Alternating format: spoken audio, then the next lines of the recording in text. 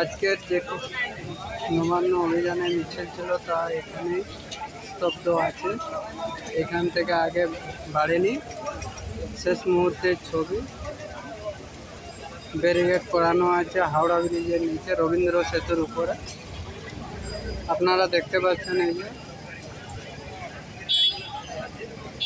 আজকের যে নবান্ন অভিযান ছিল তা নিয়ে আজকের শেষ। শুনছিলাম কালকে 12 ঘন্টা বন্ধ রেখেছে, তাই আপাতত আন্দোলন এখানে সমাপ্ত আছে। ব্যারিকেড করানো আছে রবীন্দ্র সেতুর উপরে, আপনারা দেখতে পারবেন।